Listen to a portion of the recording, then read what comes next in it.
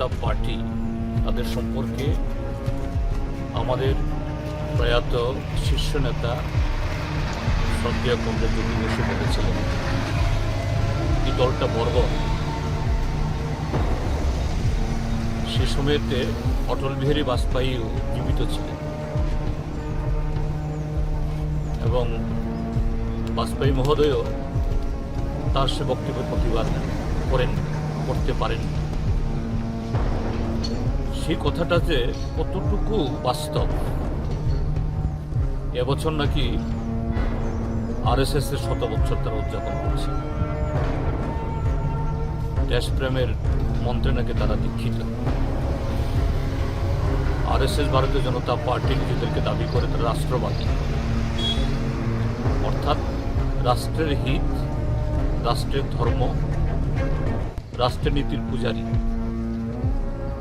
আর এই যে চিহ্নগুলো, যে এই পার্টি অফিস কোথায় কতবার হয়েছে? 5 বার, 2 বার লুট। তাদের যে রাষ্ট্রীয় ধর্ম, রাষ্ট্রবাদী, সংবিধানের প্রতি তাদের যে শ্রদ্ধা জ্ঞাপনের নিদর্শন হলো এটা। জ্যোতিবাবু যে বলেছিলেন এটা বর্বর, তারা তাদের বিরুদ্ধে এই শব্দটা মুছতে চান না। গতকাল ছিল বীরচন্দ্র মনু শহীদ, তাদের শহীদানের 35তম দিবস। স্বাভাবিকভাবেই এই শহীদদের পরিবারের লোক, সহযোদ্ধারা মালা দেবেন, স্মরণ করবেন। এই অনুষ্ঠান তো কারোর বিরুদ্ধে হবে না। আর এই ঘটনা ঘটেছিল 1988 ইংরেজিতে। তখন ত্রিপুরার যে বিজেপি সরকার ছিল না, কংগ্রেস দলের সরকার। বিজেপির নাম উচ্চারিত হওয়ার কোনো প্রশ্নই নেই।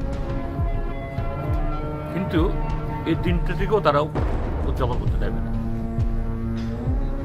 আরএসএস বিজেপি যে এই দেশের ইতিহাসকে পরিবর্তন করতে চায়, সত্যকে পাল্টিয়ে চাপা দিয়ে তাদের যে স্বাধীনতা আন্দোলনে অংশগ্রহণ না করা, সংবিধান রচনার সময় বিরোধিতা করা,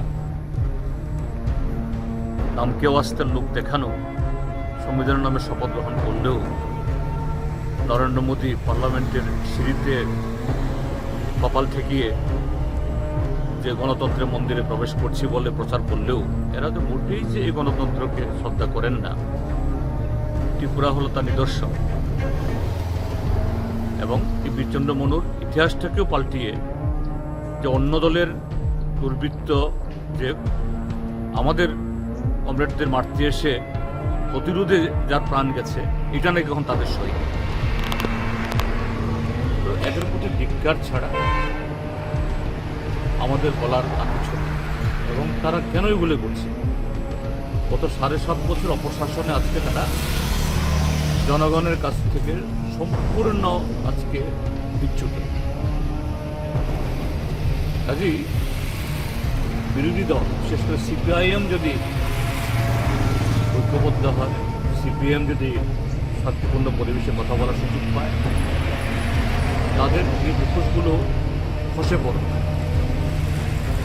কাজেই সিপিএমের উপর আক্রমণ করো, এমনকি পার্টি অফিস রাতের অন্ধকারে কাপুরুষের মতো এসে জ্বালিয়ে দাও। শুধু তা না, 11 তারিখ রাতে নাকি বীরচন্দ্র মনুর যে আমাদের শহীদ স্তম্ভ, সেখানে নাকি 4-5টি বোমা মেরেছে। কোথায় গিয়ে ওরা নেমেছে? যাই হোক, এদের দিন যে ফুরিয়ে আসছে, আজকে এই সমস্ত কর্মকাণ্ড ঘটিয়ে তারা এটারই জানান দিচ্ছে তাদের কেউ রুখতে পারবে না, এদের পথ অনিবার্য।